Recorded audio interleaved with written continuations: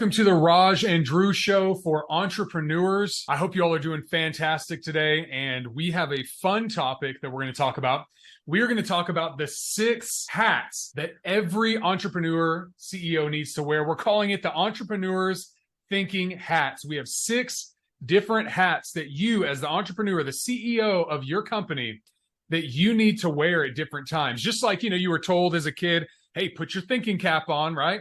We are sharing from an entrepreneur's perspective, what are the various ways of thinking that you need to explore, that you need to be aware of first and foremost as the entrepreneur. And we're going to dive into each one of these. Raj, how are you doing today? I'm doing very well, Drew. I am really excited about today's topic, especially when we talk about 6 thinking hats.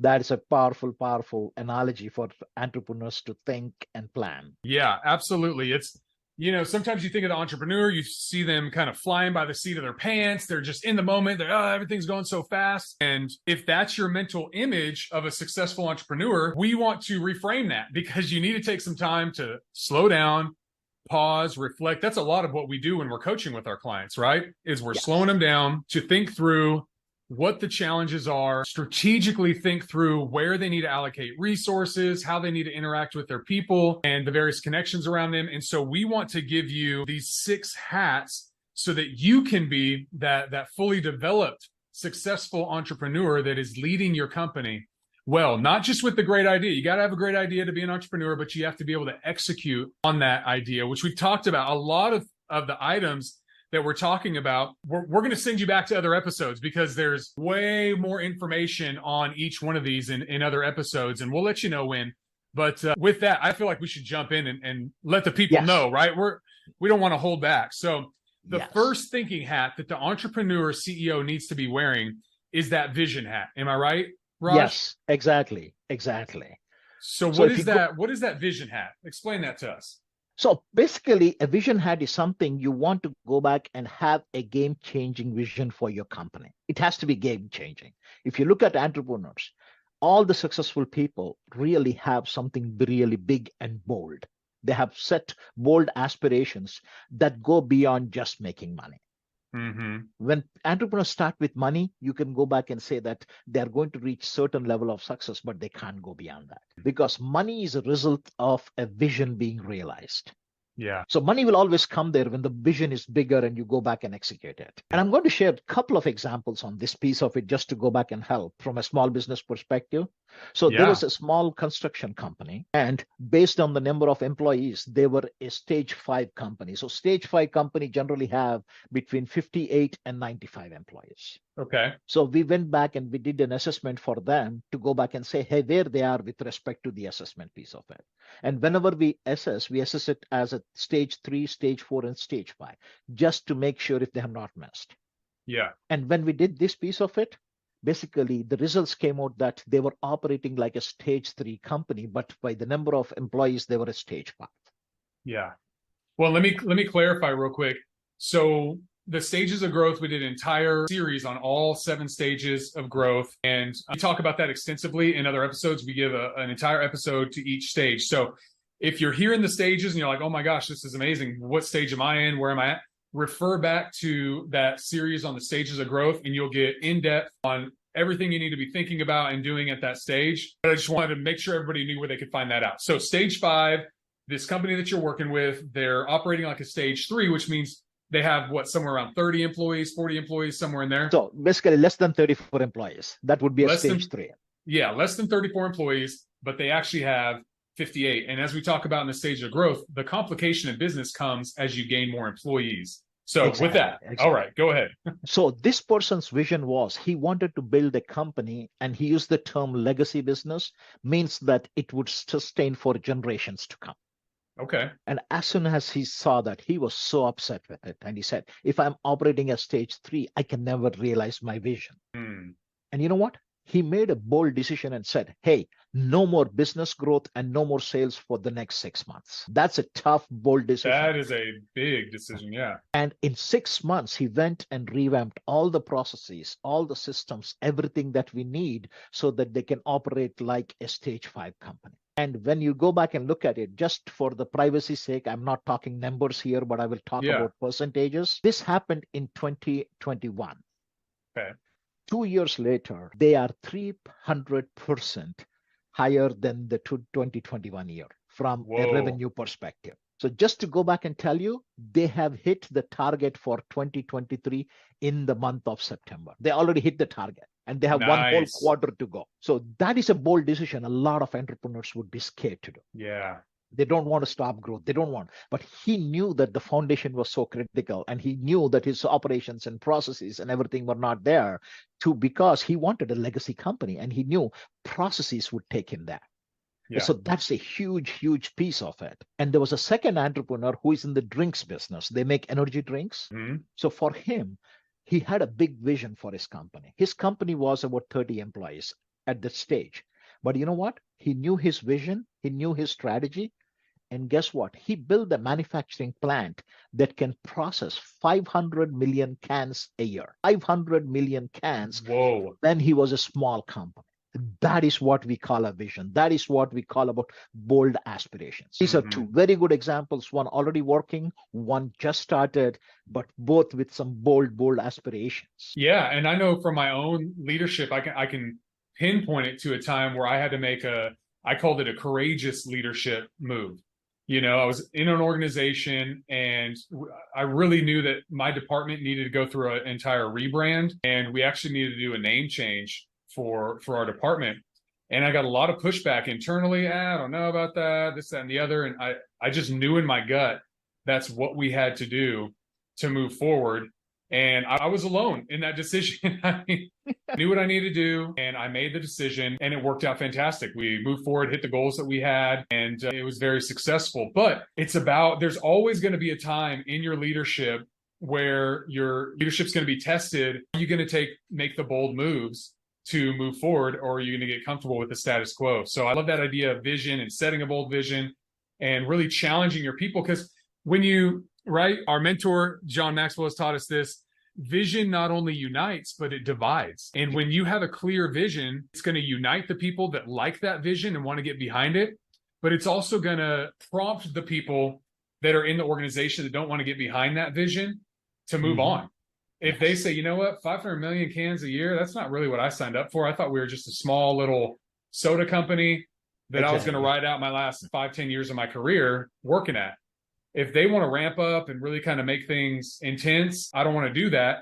And people can self-eliminate, right? And it becomes very clear. But that's only a byproduct of having a clear, I won't even say compelling, just a clear vision, right? It doesn't even have to, so many organizations are going around. We do this, right? We coach with people that aren't the CEO. We have people on their senior executive leadership team. And when you talk to people on executive leadership team and they go, and you say, great, where's the organization going? They go, I don't know. That's a problem. That's a big problem. If your vision is cloudy in your own mind, there's no way anybody else understands what you're trying to say or where you're trying to go. So you've got to clarify that vision. And with that, you've got to go on a marketing campaign with that vision and get the word out about it. So I love that. So we're telling the entrepreneurs out there, you've got to, throughout your week, throughout your day, let's get real, you're going to have to take off. And I've got, I don't know, maybe 20 hats on my wall back here. And you're going to have to take off your one cap. We'll tell you the next one. You're going to have to put on your vision cap from time to time and think through, where are we at with the vision? Is the vision clear? Are people grabbing hold of the vision? Are we executing on the vision? And you've got to think through all of those questions on a regular basis as a CEO entrepreneur. So that's number one. Anything else with that? Yeah. I just want to add one point there. Everybody starts with a bold aspiration. But if you go back and look at it, whenever the entrepreneurs start their business, they think it's going to be like a highway, like an interstate without any traffic. But there is always going to be what we call the messy middle. And this is where, when you are in the messy middle, are you still dedicated to your vision? Are you still having those bold aspirations? That is where the litmus test comes for an entrepreneur. When everything is great, everybody's fine. The litmus test come is when you are having the messy middle and you're going through a lot of challenges, and the messiness of the business growth comes into picture. That is where it happens. So I want everybody to go back and, are you ready to put on the hat in the middle of the messy middle? That's good. Yeah. Are you willing to put it on? And I feel like it's almost a re-signing up, like a re-enlisting. In the military, you re-enlist every 2 to 4 years, something like that. It's almost daily. You have to reevaluate and say, is it worth it? Because at some point you're going to get in the messy middle, like you mentioned, and you're going to recognize, wow, I thought I knew what it was going to take to execute on this vision when I first got the vision, but now that I'm doing it, I don't know if it's worth it to me, right?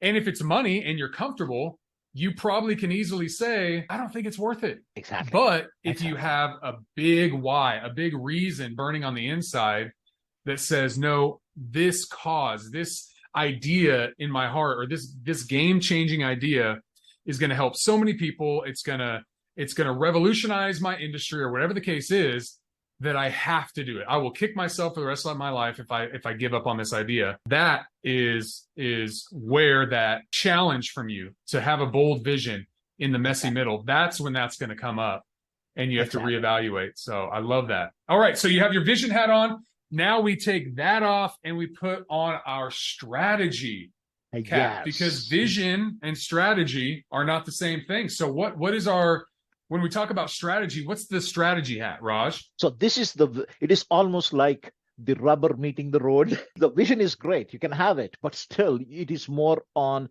your mindset, and in the thinking, it is on the drawing board. The strategy is, how are you really going back and executing on that and making it happen? Yeah. So are you constantly and consistently building the momentum towards that? Are you taking calculated risks? Are you making some big investments in areas that are aligned with your vision? The strategy is, how do you make your vision a reality? Like one of the books I was reading, they were talking about dreams and goals. Yeah. So dreams are great, but he said, I would not believe in dreams unless you have a dream with a date, then it becomes a goal.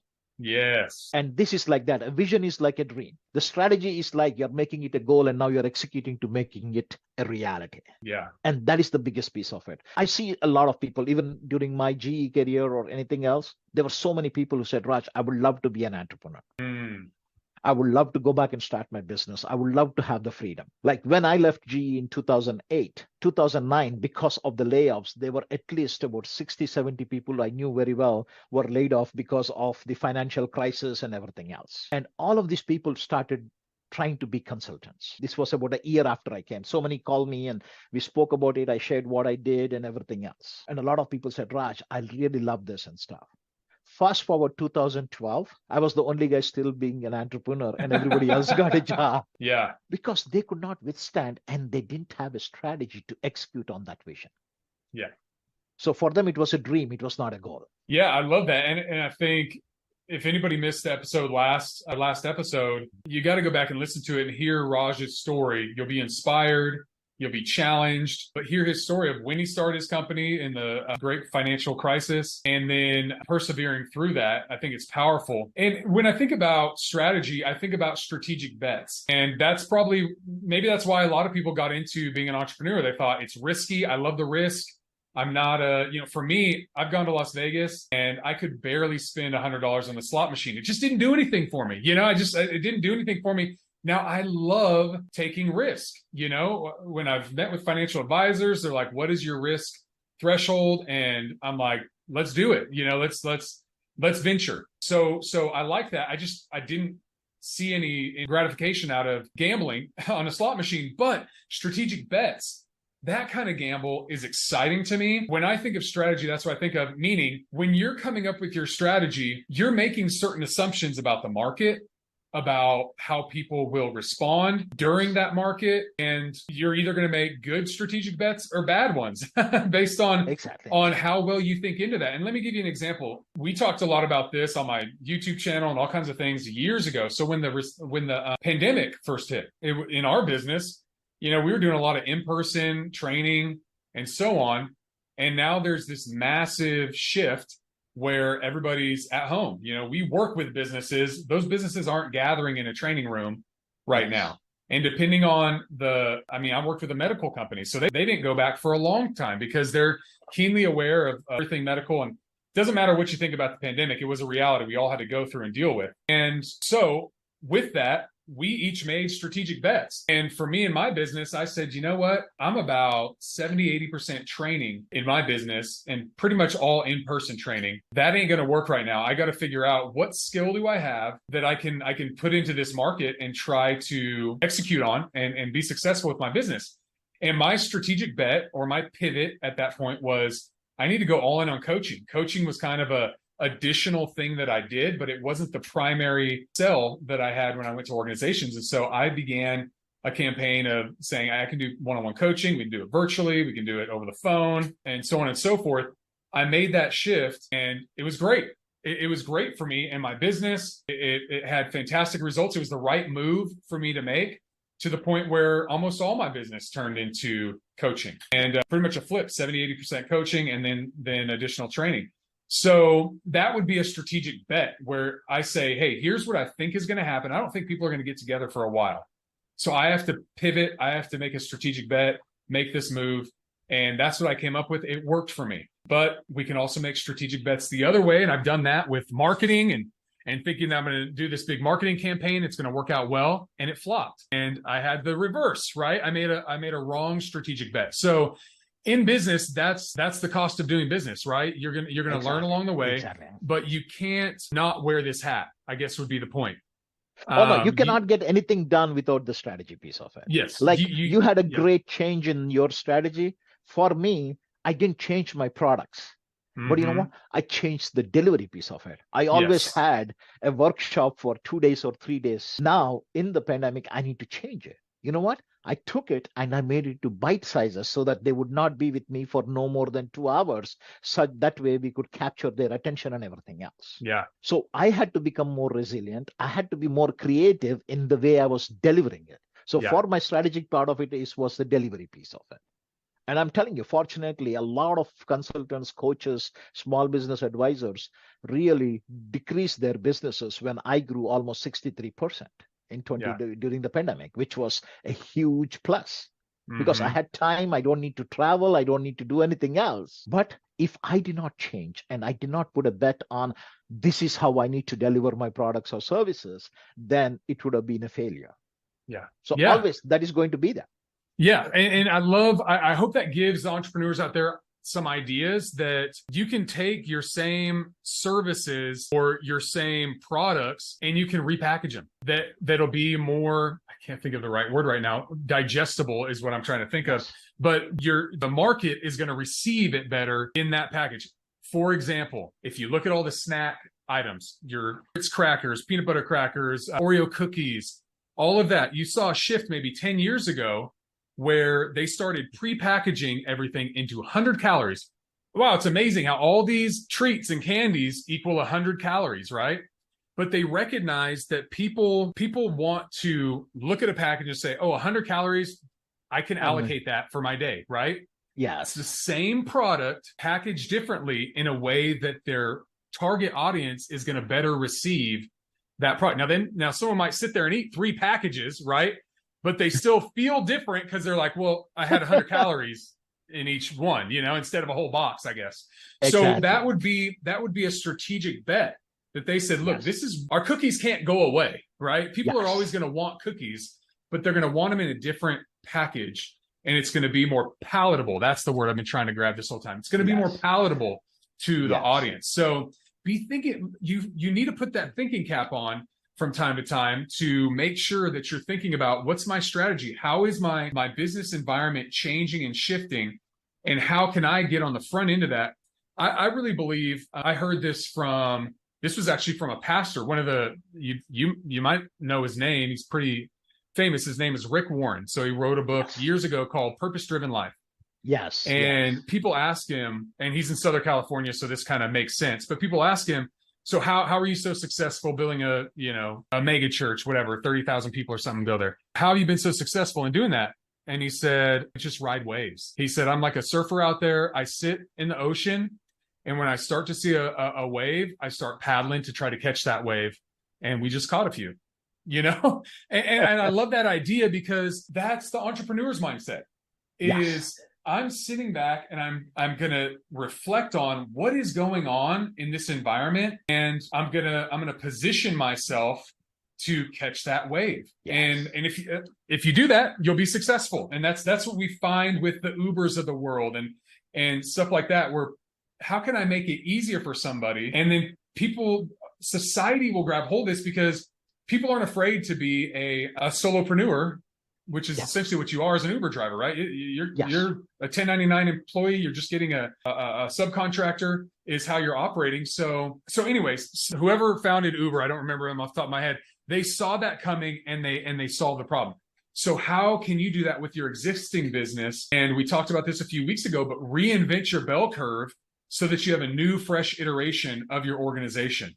And Exactly. you're not just, I know I'm beating this like a dead horse. And so I'm going to go ahead and bring up a horse analogy. But imagine being the person that came out with a brand new horse whip for your horse and buggies when the combustion engine rolled out on the scene, right? You're done, right? You're done. It might not be Yes. tomorrow. It might not be 2 years from now, but your business is over or the demand is over. So you've got to be aware of what's going on in your environment. Or here's another example, Blockbuster Video, right? If you think that you have the stranglehold on the market, somebody else is going to come along with Yes. the new iteration of whatever that is and take the market share. So you've got to be thinking about this and wearing this hat. And I'm done, Raj. I'm not going to say anything else about it. Let's move on to the next one, the resources, right? This is a very, very critical one for us. Basically, this is where the rubber meets the road. Are we really putting the resources like finance, people, and the initiatives that you're working on in the right place according to your vision and strategy? So now you have the vision, now you have a strategy, but now are you putting in the time, the money, the energy around those things? Yeah. And that becomes very important. People talk about it and they say, you know what, I'm going to invest more once I make money. Mm-hmm. That is not going to help you to really grow your business. Yes, it will grow organically, maybe by 1%, 2%. But if you really want to go back and accelerate the growth of your business, you need to go back and put it. Like I had two examples from my clients there. So there was one business where their US business was very, very strong. Mm-hmm. And this was their international division, and the international president really wanted to go back and work with different countries, and he has seen different opportunities. But when you go back and implement these things in a different country, it is not immediate effect. Sometimes it takes a year, 2 years, 3 years, 4 years. Yeah. So this company started investing, and they could not show a lot of profitability for the first 3, 4, 5 years. Oh, wow. But they were very, very comfortable. They're breaking even, but the profitability was not there because they kept constantly going back and investing. Mm-hmm. So the international business in 2015, 16 was less than 10% of the US business. Guess what? Fast forward, because they put the right place in the right things and nurturing it over the last few years, they're going to deliver more profit, net profit, net income than the US business this year. Off of the 10%, they're going to make more profit. Now, that 10%, no. They started with 10% in 2016, and now it has grown so much that it is equivalent to the US business. In fact, the international business is growing bigger than that. If they did not go back and put their resources, they did not put the money and the people and the finances there and really take those resources where their vision and strategy was, they would have not seen that today. Yeah. And I think if they didn't put their strategy hat on and consider that it would take that long to get a return, then they might have bailed out earlier and just called it, sunk costs, or they might have gone under, right? You could allocate too much resources outside and you can get yourself in trouble thinking, I think we can ramp this up in 2 years. Now it just took 5 to 7 years. Well, your company might not be in business anymore at that point. So what you're saying is, really think into your strategy and understand a realistic timeline with that strategy on what you can reasonably allocate towards a certain division, a certain product, a certain service that you're offering, and kind of have clear eyes when you're going into that. I love that. I think that's huge. I think that's a big one, especially when we talk about risk and making strategic bets. I think entrepreneurs can really get themselves in trouble. I know I have with your timeline and thinking that it's going to happen faster. I love what John Maxwell says, dream big, start small. Exactly. And And this is exactly what they did. yeah, because that whole time, I'm going to make a guess here, but I think I'm probably right. That whole time, they're gaining information and feedback from the international market, and they're making tweaks to what they're Yes. doing, tweaks to their marketing, tweaks to their sales process, tweaks to how they present the product. And over time, they figured it out and it hit. And Exactly. so, accounting for that, accounting for that new market that you're entering and what's going to be the adoption rate of that product or service that you're offering in this new area. Because we're talking, international now, you got different cultures and just so, in the US, in different industries, it's totally different. Imagine taking that outside of the country. So depending on your product, it could be very challenging. Yes. No, that is going to be huge. Basically, if people cannot go back and put the resources, it is almost like putting your money where the mouth is, right? Yeah. And this is a great example of that. If entrepreneurs keep on talking about vision, and sometimes they can come up with a strategy, but if they don't execute by putting the resources, the people, the money, then there is nothing to show for. Yeah. And Yeah. I remember another customer, they had about 8 different product lines. And when they started going into the market, again, basically it was a bold aspiration. That's why they went into so many different markets. And then finally they looked at it and said, man, oh man, there is so much potential in one of the 8 products. Why are we spreading ourselves so thin?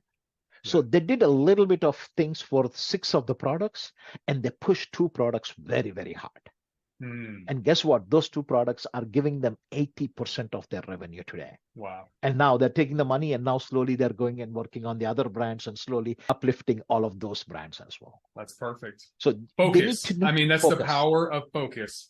Exactly. And focusing your energy, all your best people on that. And then you're also going to get more word of mouth if you're really successful in one product or one offering or one industry, because now it's going to get some momentum behind it. And then hopefully you can translate some of that momentum to the other products. But even if you don't, you'd rather have one product that's working great than 8 that are working mediocre. Yes. That's good. So these first 3, we've got vision, strategy, people. Hey, the entrepreneur, we've got vision, strategy. I just jumped into it. Vision, strategy, and resources. Yes. And the entrepreneur could say, hey, I can do all that by myself. I can think through all those and put on that hat and not have to think about anybody else. I might push back on that, but you could technically think that. But this next one, hat number 4, I kind of jumped and let it loose, but it's people. It's the people aspect. So this is your team. This is, you got to put your team hat on from time to time. And for myself, I don't know if you found this the case, but sometimes when we come into an organization to help and do coaching or training, sometimes the CEO, the small business owner can think, great, that's taken care of now. Drew's thinking of that. Raj is thinking of that. I don't have to think about it anymore. No. But we both know, I see you shaking your head, that is not the right mindset. It's like asking, somebody else to parent your kid, right? Yes. Exactly. Yeah, sure. They can, a good sports coach can give them some life lessons and, tough love and all that kind of stuff. But that doesn't replace how you train your kid at home, right? You still have to say, hey, this is how our family does stuff. This is kind of our viewpoint on things, whatever, you teach your kids whatever you want to teach them. But same thing is true with a business owner. Get a consultant, bring in a trainer, a coach, people that are really good at what they do to increase the competencies of your team. But that doesn't take away your responsibility to know your team, to think about your team, to know their skill sets, put them in the right spots for success, and so on and so forth. So when you talk about putting on this people hat for the entrepreneur, what are you thinking of, Raj? What do you want to say for entrepreneurs with this topic? So, Drew, you bring up a very, very good point. A lot of entrepreneurs think they can do everything by themselves. And I agree with them to a certain extent. Like if they're a stage 1 up to 10 employees, stage 2 up to 19 employees, stage 3 up to 34 employees, yes, they can do that. But once you get past 34 into stage 4, which we call the professional organization, that is where they start losing grip. They're overworked, they're exhausted, they might have a great business in stage 4, but they might lose their family because they don't have any time or anything else. So that is going to be very, very critical for them. So until stage 3, I'm think people can be comfortable, entrepreneurs can be comfortable that they can manage it. But once they are in stage 3, and the best practice is you need to identify 2 leaders in stage 2. So before you hit 20, you are already identifying who is your right hand and your left hand person. You need 2 leaders. That is the only way it becomes a smooth transition to stage 3. And the other piece of it here is basically you're building your company on key cultures and values. So if you go back and hear about it here, we already spoke about the vision, right? We already spoke about the purpose of the organization. Those 2 things every single company does. Some people write it and put it on the wall and it becomes meaningless. Some people really practice it. And if you look at it, there are a lot of companies which have the purpose, the vision, and the values defined. It's almost like 2-letter words, 1 sentence to help understand that. Once that is integrated, that works very well, small or big. But what I have been noticing and working with some of the small businesses, in addition to these 3, basically they go back and define accountabilities. Accountabilities are what is my leadership team and what are they going to be measured? Not their functional things, but from a culture point of view, what is that they're doing with their team's piece of it? And then as a company, they go back and define, hey, these are our norms. This is how we operate in the company. And those 2 accountabilities and norms combined with the purpose, vision, and values becomes the overall culture of the company. And once you have the culture with all 5 defined, and I've seen that in a smaller businesses, they do a very good job of that. Very few companies, less than 20% do it. But when they do that, their growth is accelerating much, much, much faster.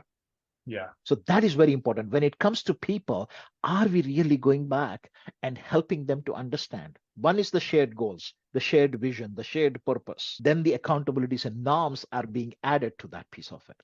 And that becomes the culture of the organization. That becomes the fabric. And that becomes such a powerful culture that they can go back and overcome obstacles, challenges, and grow and realize all the goals and the vision they set up. Well, so I'm curious, doing training with a client, about 300 employees, all one location. Have you seen, because they could desperately use this, have you seen a company size 300 be able to go back, create, define all those norms and put them into practice? And kind of what does that take for an organization of that size? Obviously, we know every organization has a culture. Every organization has norms, whether they're written down and defined or not, you have them. But have you seen a company successfully of that size, let's say 300 people or so, be able to put that into practice? And how does it happen? How have you seen it happen, if so? I mean, I'm going to go back and say GE, 330,000 people. In 2002 and 3, we completely changed and revisited all of the values and everything we had. And they could successfully launch it for 330,000 employees across, 60, 70 countries. I don't remember the exact number, but over 70 countries. If a 330,000 employee company can do it, anybody can do it. 300 can do it. Yeah, that's good. So what boil it down for us on what GE did and what do you think what you attribute the success to? So the point I would tell all the entrepreneurs is take it very seriously and making it a priority to come up and define those things. Okay. So getting the right leadership team to go back and spend, if you're talking about 300 employees, you have a core of 8 to 10 senior executives. So they can take feedback from different people, but the core 6, 8, 10 people who are the topmost, highest level people, they sit and really define all of those things. Go back and do some focus groups or something to make sure everybody understands and all of their inputs are there. And once those are defined, that is where the rubber meets the road. All of these actions with a consultant, they're going to an offsite for 3 days, 1 day, 3 times, they can go back and get it done. But the biggest happens is if you look at an organization culture, what gets measured gets done. So each one of their employee, most of the companies have a performance evaluation plan somehow or the other. Once a year, at least they do that. And in GE, one of the biggest thing they did is how did you live the values? That was a certain part of your performance, and part of your performance bonus was attached to it. Oh, wow. Okay. So when you talk about resources, that was an allocation that was defined, set aside, and said, we want people to be judged by how they're living out the core values, and we're putting our money behind it. That's great. Exactly. Like I will tell you, GE example, Jack Welch introduced Six Sigma, and none of the top leaders wanted to come to that. And he said, because Six Sigma brings in so much productivity and everything else, he wanted everybody to embrace. He went back and said, 50% of the stock option bonuses for 96 was allocated to people who worked on Six Sigma projects. Wow. 50%. And what happens with the culture? Now everybody wants to go back and show them that they learned Six Sigma, they did it. Yeah, right. And fast forward to 99 or 2000, GE saved $12 billion from Six Sigma initiatives, which was in their tax returns. $12 billion. It was in one of the shareholder reports. So if you go back and look at it, how can you bring a change in 1994, 95, nobody knew what Six Sigma was, to by 2000, in 5 years, you can go back and save $12 billion. That is what gets measured, gets done. So entrepreneurs need to really think of it from that perspective, and they need to insist on that. Yeah, that's good. So you got to be thinking about your people, entrepreneurs. And even on the soft side, we talk about this emotional intelligence. We did the whole different stages of growth and the emotional intelligence you need. You got to learn how to read a room, entrepreneur. When you walk through that room, you got to have some social awareness and understand, hey, is my team, are they normal? Are they upset? Are they excited? Are they happy? Are they mad? Are they sad? And you have to be able to read that and then take it the next step and address it. You need to call it out. Hey, I love seeing all the positive energy in here. If you're seeing it, right? Exactly. Or, pulling someone aside and say, hey, it seems like everybody's kind of quiet around here today. Is there something going on? Oh yeah, Susie's mom died. Okay. Man, thank you for telling me. I'll make sure I say something, right? But that can happen from reading the room and understanding your people. So that's good. Focus on your people. You got to put that people hat on from time to time. Exactly. All right. Number 5, we are talking about connections. You got to put your connections hat on. Okay. Connections can go any direction, Raj. What are we talking about in this one? So there are 2 aspects. One is all of your stakeholders. So when I say stakeholders, it can be your advisors, it can be your coaches, it can be your mentors, it can be your employees, it can be your suppliers, it can be your distributors, depending on what your business and how you define. Anybody who critically touches your process that is serving your clients or getting you ready to serve the clients, all the people who are touching in that would be your stakeholders. Okay. And that is the way I go back in connections. Are they really motivated to work with you?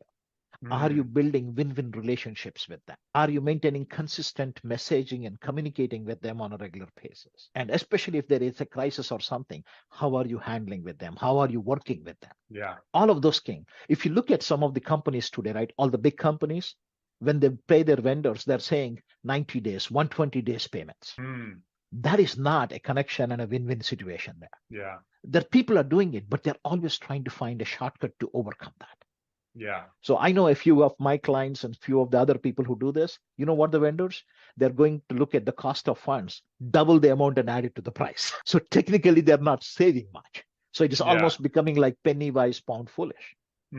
So those are the kind of things that they need to slowly start eliminating and making it a win-win situation with their partners. Yeah. So when you talk about connections, are you also, we talked about mentors in our last episode, mentors and coaches and masterful thinking partners. Do those come into your connections camp as well?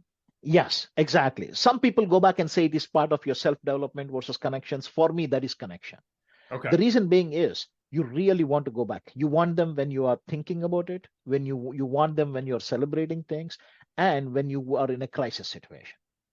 Remember, entrepreneurs' life, like the CEOs, is very lonely on the top. They have very, very few people to talk and discuss everything openly, unless there is a professional there. Yeah. See, you can talk, even though you have 100 employees, sometimes you can't share everything that is going on.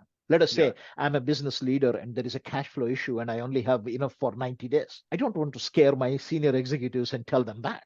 Yeah. So I can talk to that to my coach or my mentor or my trusted advisor, masterful thinking partner, whoever it is, we can talk about it so that they give you objective information and have a candid discussion because they are not emotionally involved with it. Yeah. It is very important for people to be there. Yeah. So you need to put your connections hat on. You need to think through, who are the connections I have? And if you come up with a blank, that's not good. You need to think through the various people that you do business with, and then those that you're leaning on when you need a trusted advisor. And especially that list, you can get in a peer group. There's so many opportunities out there, but you need to have folks that you can bounce ideas off of. I know some people that I've worked with are in, franchises. And so they have their franchise friends that they can talk through different things with. But at the same time, I was just actually having this conversation with my wife. Sometimes with franchises, it's all about what the new hot franchisee is doing, right? And so the franchising organization highlights, Raj in Connecticut, he's killing it at his new store, and this is what he's doing, right? And so everybody's like, oh, I better do what Raj is doing. Exactly. And they try to put into place exactly what Raj is doing. But guess what? They live in a different market, right? Exactly. With a different type of people, with different weather, with different everything. And so sometimes when we just talk to our people that are in our same industry or our peers that are in a different region, we can get really good stuff from time to time, but we can also get really bad stuff, because it's almost like just adopt and cookie cutter exactly what I did. And if you don't think through it, it's probably not going to work exactly the same, however somebody's doing it around the world. So that's where, having someone local that can help you think through stuff that, like you said, that isn't emotional or even in the middle of it is very helpful. And you can get those a lot of different ways, like we talked about. But in the last episode, I think we really lined out what the different types of people in your life look like: mentor, coach, masterful thinking partner, and you'll get some good ideas there. But definitely make sure that you can come up with some people that on that list of connections for you. You don't want to do this alone. It's too difficult. Yes. And Drew, I would like to add one more point to that, because every single person is different. If you go back and look at the psychometric profile, everybody has different behaviors. Everybody has different driving forces and motivators. Everybody has different competencies and skills. So each one of those, even if you have the franchisee model, why are some successful versus some are not?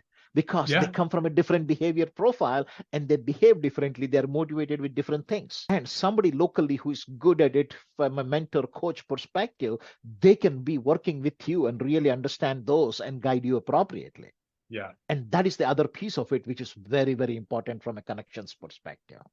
Yeah. And with those connections, you bring up a great point of what I would call alignment. So you might adopt a practice from a person that is a top line revenue only person, that their entire goal is they want to have the highest top line revenue, and they don't care about profit as much. They know that they'll make it up in profit because they have the bigger overall number, but they don't care about that profit margin. And you might be a profit margin nut, and that's what you think about. You want to get all the profit that you can get out of every single item. Well, if you just try to adopt their practices without their philosophy, or we might call their vision, then it's going to be out of alignment. And you're not going to even be able to execute it on it properly, because you don't have the same philosophical framework or the same ultimate vision that you're going for in your organization. That's why you have to have other people around you to help you process through and think through these challenges of business, because they're all so different. They're so different. You can be in the same industry, in the same city, but you have different people. You have different clients than your competition. So anyways, a good thinking partner, good connections is going to be huge. Yes. All right. Are you ready for number 6? Yes, I am. That's my favorite one. So number 6, self. You got to think about yourself. Yes. So what does this mean? Thinking about ourselves. So basically, the biggest piece of it from an entrepreneur perspective, I say, is do only the things that you can do. Delegate everything that somebody else can do. That is one of the biggest things I go back and help entrepreneurs to think about it. Because they need to be much more comfortable strategizing, thinking about the vision, thinking about the strategy, the resources. They need to be in the big picture thinking, because they have a team of people who can go back and execute. Yeah. See, it's very difficult to find people who are thinkers. You are an entrepreneur because you are a thinker. You are a CEO because you are a thinker. You have a lot of lieutenants who are very, very good in execution. They can go back, they love to do that, and they will execute. So that is the biggest piece of it. So they need to go back and look at it from balancing versus being, doing versus being. You remember that piece of it, working on the business versus in the business. Yeah. And that is very, very critical. And sometimes you need to go back and take the time to go back and refresh yourself. I mean, basically, I have certain small business owners I work with. So one of them, basically, she used to work 80 hours. This summer, basically she did not work for more than 20 hours. Whoa. Because we happened to have look at this last year and we hired 3 or 4 critical people. And I told her, you have the team, let them run. Yeah. And she was so pleasantly surprised that the team really took care of it and she could only work 20 hours and really get some much needed time to reflect and refresh and improve on her health and everything else. So it was a big, big blessing for her. Yeah. I have one other person right now. He was doing a lot of day-to-day things. He became the president and he appointed a COO. So all the operations he just delegated to somebody 3 years ago. Yeah. Guess what? Right now we are thinking of bringing in a president. So he becomes the chairman of the organization and the president is going to take care of all the things so that he can be very, very strategic in his things. They're getting closer to a stage 7 now. And again, he has to spend 60-70% of his time on strategy and the vision piece of it. So he said, I'm going to bring in a president who will take care of all the things. I will be the chairman and I will take care of what I need to take care of, but I will work on the future, on the business piece of it. So that is what entrepreneurs do. All successful. I mean, this is a business which has been growing consistently 30 to 40% for the last 15 years, not 1 year. Whoa. So for 15 years, they have grown so much. And that's the reason why they're continuously learning and growing, delegating stuff. Yeah. While you were saying that, I was thinking about a question that I ask in my trainings. I ask leaders all the time, and some people are very challenged by this question, but I ask, what is the greatest value that you bring to your organization? What is the greatest value that you bring to your organization? And I think it's good for the entrepreneur to ask themselves that, right? Hey, what is the greatest value that I bring to the organization right now? You know, at this stage with my skill sets, you know, what is it? Is it selling? Is it your relationships, your connections? Is it how you are with your people and developing culture? I don't know what it is, right? You need to be able to answer that for yourself. What is it that you bring to the table, and work to get to that place, right? Work to get to that place where you are adding the most value to your organization. And because if you're adding value to the organization is going to be more valuable. So what is that thing that you do? And try to work to get yourself to that place where you can do more of that in the organization. It's going to be better for the organization. And if it's probably the greatest thing that you add to the organization, it's probably something you're good at or you really enjoy. Potentially. It doesn't always mean that, but yeah. But Drew, I love that question. And what I would advise each one of the entrepreneurs, ask all your direct reports the same question. That is a great question to go back and ask every single person. And if that can become part of their culture and saying, hey, how can we help you to create more value? And now when everybody's talking about value, just imagine the trust and the productivity and the motivation of the whole team. Yeah. That's a great question. Thank you for that. I'm going to incorporate that into mine. Well, and it's something where in every situation when I've done a group training, I just did one a couple of weeks ago, about 20 people in the room. There were 2 people that just drew a blank. You know, I don't know if they were having a bad day. I don't know what's going on, but they just couldn't answer the question. Maybe they were overthinking it. But the people that worked with them were able to say what it was, right? And they said, actually, you're really great at team building, or whatever the case is. You know, you're really great at team building. You assemble people together. They enjoy working as a team. They know what they're doing. They're focused. They're on purpose. You're really good at building successful teams. Wow. Now they are encouraged, right? And then there's almost some identity to it that I build teams. Do you think that person's going to be a better team builder after that? Oh, absolutely. Huge. Right. Yes. Because their identity's wrapped up in it. Now I got to read more books on team building. I've got to make sure that my reputation doesn't go down. I got to be great at this. So they're going to focus in on it. And you know, you can do that with every single person. The accountant person might say, oh, I'm really good at finding those when nobody can reconcile an account, I can find the money. I can find it to a T, and that's the value I bring. Great. We need one of you in the organization, right? Yes. And they can own it, and they can build on that. So yeah, I mean, there's so many benefits from that. Yeah. All right. Yes. So we talked about 6 different hats the entrepreneur CEO needs to wear. They need the vision hat, the strategy hat, the resources hat, the people hat, the connections hat, and the self hat.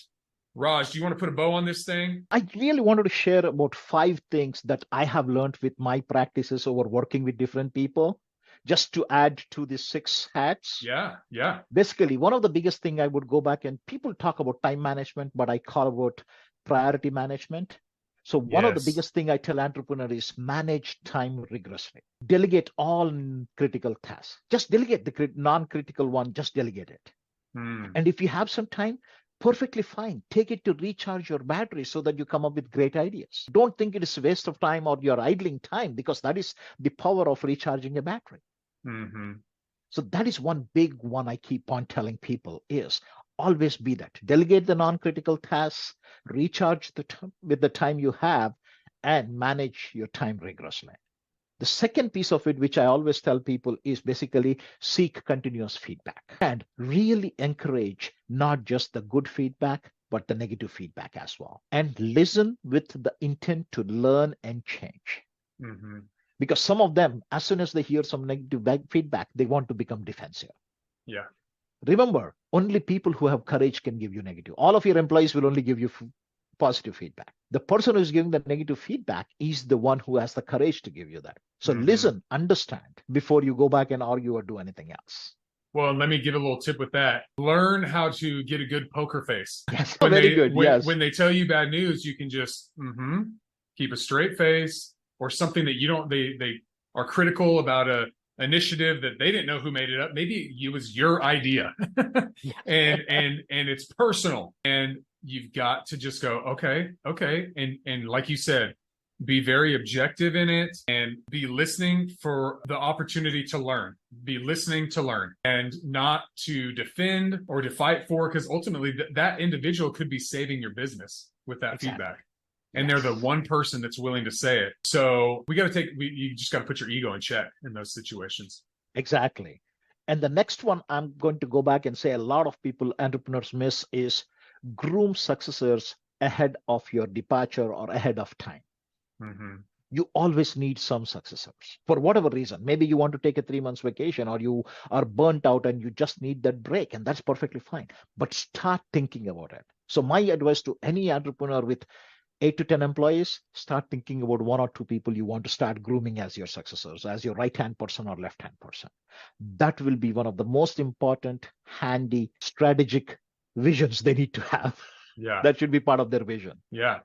So Raj, just real quick, I'll do this just because I know someone's going to think it. But Raj, what if I invest in these 2 people when I have 10 employees? I mentor them, I invest in them, I groom them to be my successor, and they leave. They take all that knowledge and information and they go leave to work for another business or a new opportunity. That's so just a waste of time. But let me ask you the question. If they're mediocre and they stay, what is the productivity and the effect on your business? Do you want an average mediocre person within you, or you want a top performer? And why would a top performer leave? Because they are missing something. Yeah. And when you're mentoring them, take care of that and whatever that is. Mm-hmm. And if they want to become an entrepreneur, let them go. Good for you. You will have a good competitor or a good friend, and you can work together.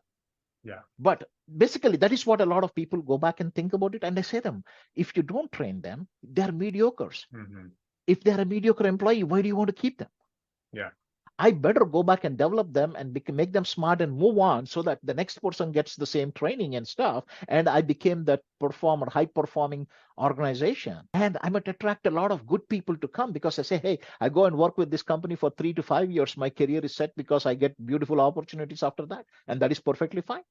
Mm-hmm. So one of the companies in India had that almost, they said, we're going to create and become a training machine. And they used to take 100, 200 people and put them through the training process every single month. So they never worried about people leaving, because competition was taking and there was so much of demand for the skills. They said, I'm fine. I'm not going to match 100%, 50% raises. I'm going to bring the next person up. And they created a huge pipeline of it. And that's what we need to go back and do.